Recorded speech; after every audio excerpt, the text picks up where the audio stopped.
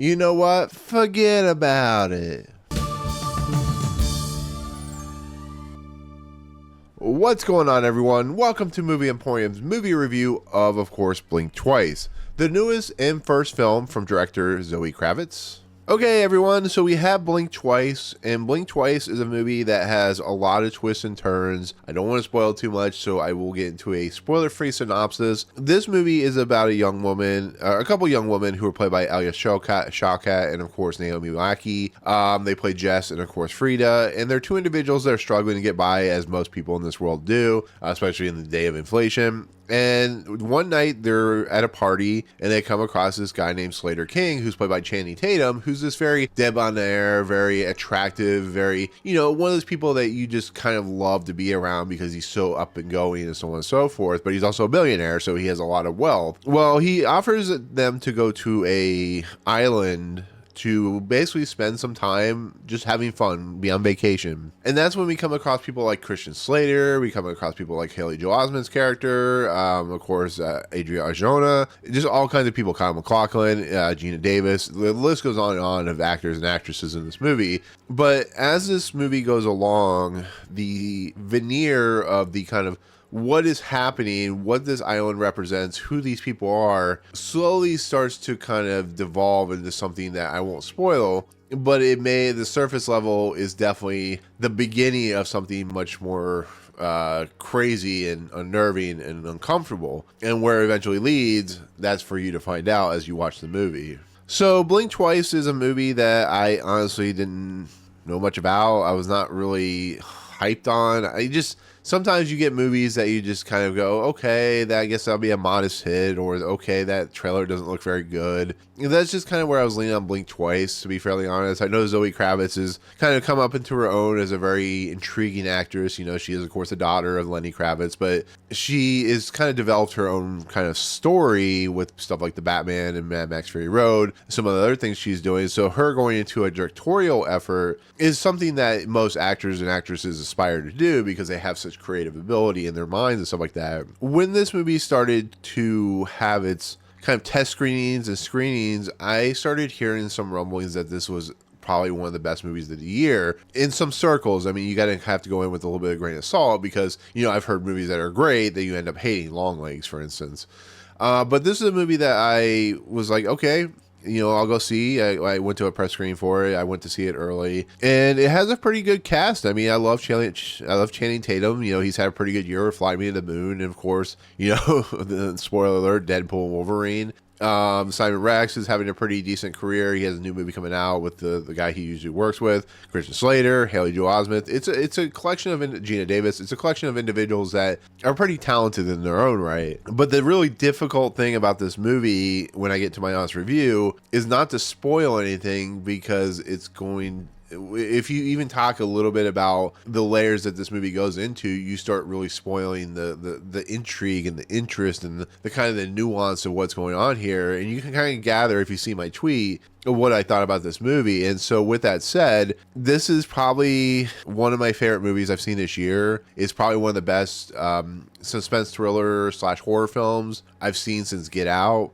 This movie is incredible. I don't know how people are going to react to it, especially when they start getting into the layers of what the story is doing and how it starts to portray like what it's about. But I think this movie's layers are so evenly paced, so evenly put together, that once each revelation starts happening, once each moment starts to happen, it feels so natural, it feels so riveting, that it's like almost like a perfect movie that really kind of takes its time to get going. But once it gets going, it's absolutely fascinating. I love this world. I love the set pieces, the idea of like the colors that Zoë Kravitz is using to invoke emotion, invoke kind of this uncomfortable way of doing things. And she is so good. And of course, she has a team behind her, but she's so good at, like, I want this here. I want the camera placed here. I want, for instance, Haley Joel Osment to play this, he's playing a ukulele or something like that, or guitar. I want him to, like, pick the guitar, like, a certain way. And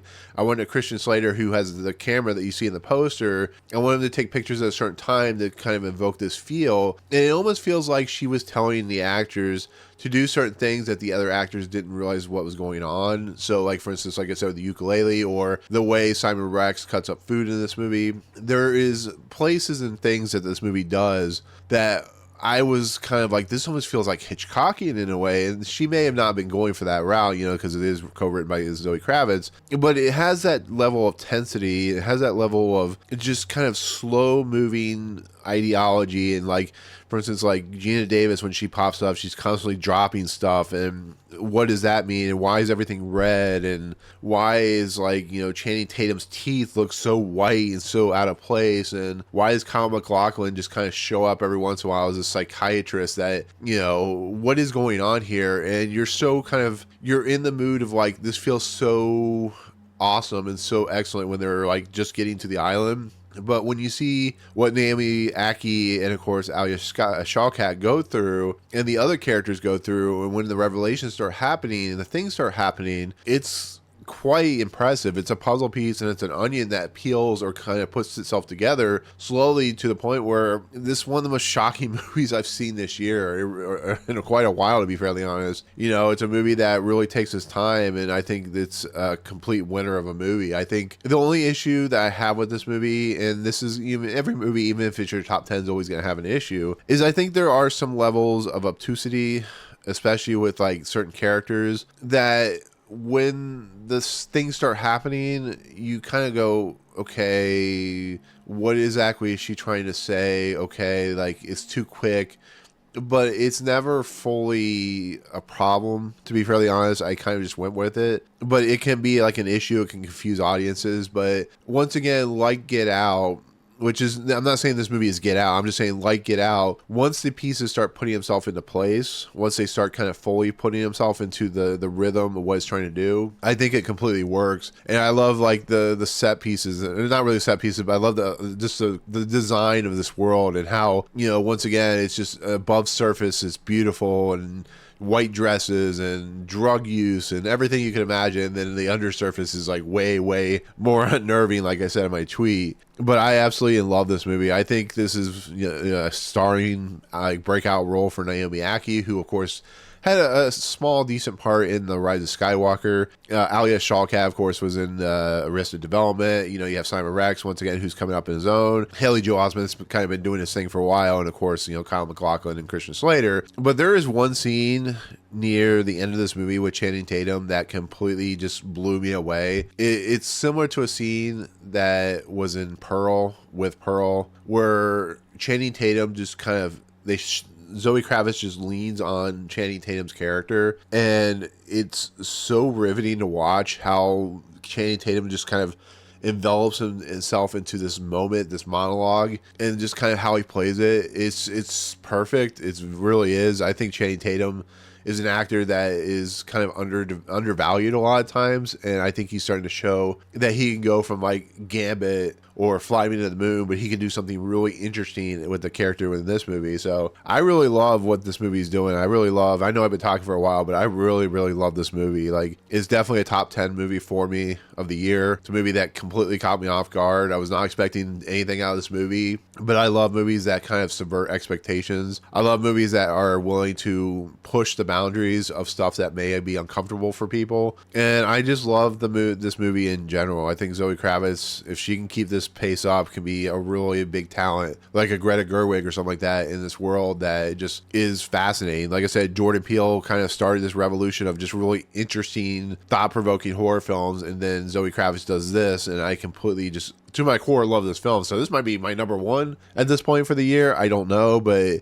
it's 100% a top 10 movie for me of this year. So I highly recommend Blink Twice. I think it's a movie that will unsettle people. Some people won't like it because of the material that it goes into, but I think for what it is portraying, what it is doing, I think it's an absolute home run of a film. So take that for what it's worth on me. You may not like it, perfectly all right, but for me personally, I think it's a great film. So there you go. Anyways, with that said, that is going to be my take on Blink Twice, which will be in theaters very, very soon. Highly recommended. I think it will probably be on Amazon Prime because it is an MGM film at some point in the future, but give this movie some love because it's definitely worth watching, especially like horror films. So there you go. Anyways, with that said, that'll do it. Thank you so much for watching. Comments below. If you see this movie, let me know what you think. What's your favorite thriller, all that good stuff. Otherwise, if you like what you see on the channel, hit the subscribe button to join Movie Emporium. Hit that notification bell at the top to find what's coming next. If you like this video, awesome. Hit that like button. And as always, we'll see you guys on the next video. Peace out, guys.